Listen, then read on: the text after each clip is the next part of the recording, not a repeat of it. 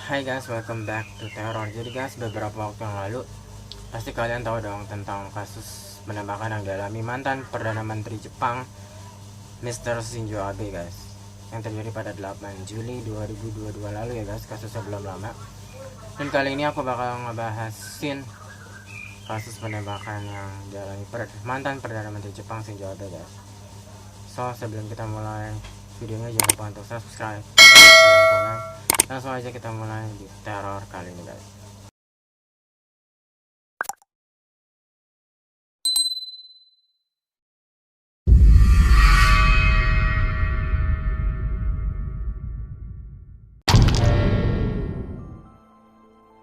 Jadi guys, bagi kalian yang belum tahu Shinzo Abe itu siapa, kita masuk ke profilnya. Jadi Shinzo Abe ini mantan Perdana Menteri Jepang ya guys. Kelahiran 21 September 1954 di Shinjuku City, Tokyo, Jepang. Dan si Shinzo Abe ini ngejabat sebagai Perdana Menteri Jepang itu 2 kali ya guys, pada tahun 2006 sampai 2007. Lalu dia menjabat kembali tahun 2012 hingga 2020. Terus pas 2020 dia ngundurkan diri akibat alasan kesehatannya guys yang menurun dan juga punya penyakit dalam gitulah.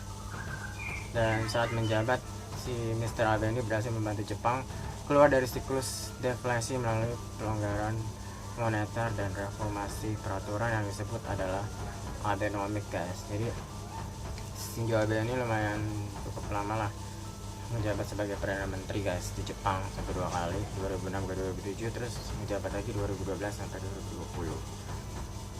Ya, berikut profil singkat Shinzo Abe, dan langsung aja kita mulai ke kronologi penembakannya guys.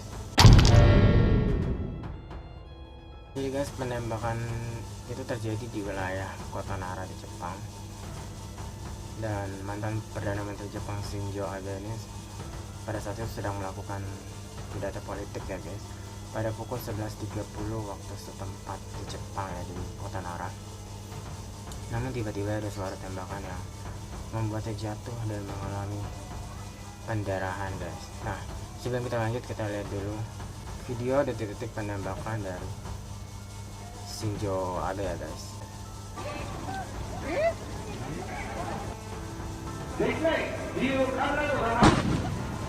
Ada suara tembakan. Untuk tembakan pertama Shinzo Abe belum kena ya guys.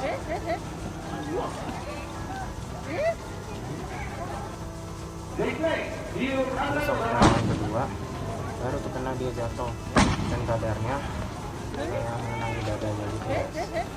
Terus Shinzo Abe pun langsung dilarikan ke rumah sakit guys. Dan si pelaku penembakan itu juga langsung tangkap polisi guys. Di waktu yang sama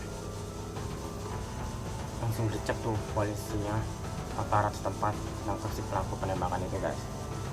Nah, kemudian Shinzo Abe pun dilarikan ke rumah sakit kan, dirawat segala macam.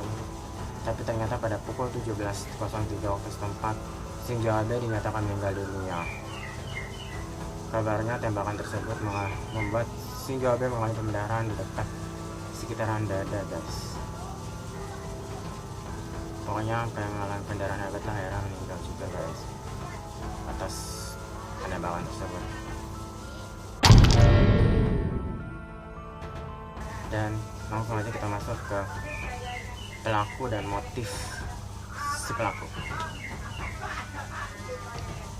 Dan berdasarkan laporan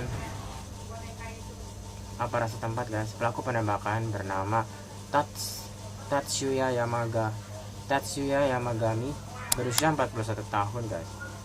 Dan si Tatsuya ini ternyata itu tuh pernah ikut bela negara guys di Angkatan Laut Jepang selama 3 tahun, sekitar tahun 2005. Dan kalian tahu kepada polisi setelah penangkapannya itu bahwa emang si Tatsuya ini emang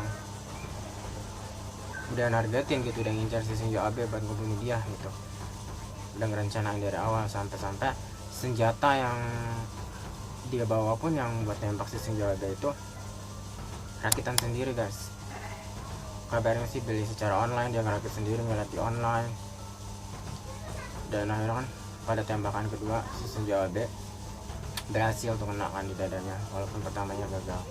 Dan pada saat itu juga banyak yang menyayangkan kenapa aparatnya kurang inilah gercep atau kurang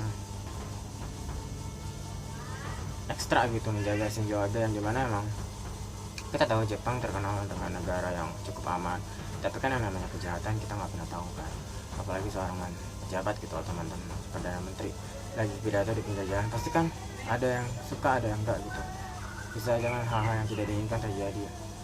Harusnya tuh aparatnya lebih banyak juga dan lebih ketat gitu loh. Waktu di video penembakan aja kita lihat tadi kayak agak-agak lambat ya guys, kalau kata orang-orang pun yang berkomentar di sosial media ya. Tapi ya mungkin sudah takdir juga ya dari Shinzo Abe, kita tidak bisa mengelak.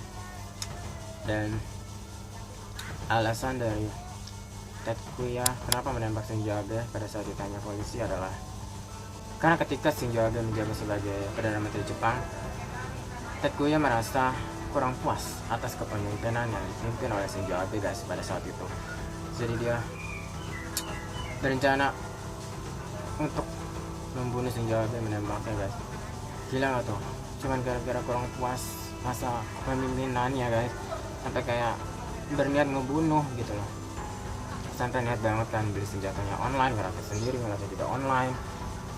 Dan benar-benar konon katanya juga dia udah benar-benar nyari tahu tuh aktivitas Shinzo Abe, dia mau pidato di mana, dan dia pidato tuh di Nara kan, yang dimana kan kota dia juga tuh di Nara, kota Tetsuya tinggal. Udah langsung dia melancarkan aksinya itu kan. Benar-benar kita nggak pernah nyangka ya, kejahatan bisa terjadi dimanapun, so kita juga harus hati-hati ya guys. Ambil pengalaman dari kasus penembakan Shinzo Abe ini, terutama apalagi pejabat ya guys, yang pidato di tempat umum, di pinggir jalan. Oh itu udah pasti makanan buat orang-orang jahat ya, mau suka sama mereka gitu kan. So kita ambil positif aja, dimanapun kita berada kita harus tetap hati-hati ya guys. Dan semoga Shinzo Abe juga tenang di sisinya ya guys. Dan tentunya kabar meninggalnya Shinzo Abe ini membuat publik Jepang bahkan dunia begitu heboh, sampai trending topik juga di Twitter, di sosial media lain juga. Dan tentunya aku juga ada berduka cita tentunya ya atas kepergian dari Shinzo Abe. Semoga dapat diterima di sisinya ya guys. Nah itu dia guys, profil, kronologi pelaku dan apa motif pelaku dari kasus penembakan yang dialami oleh mantan Perdana Menteri Shinzo Abe ini guys. Semoga kalian suka videonya. Thank you for watching. See you di Tara berikutnya. Bye bye.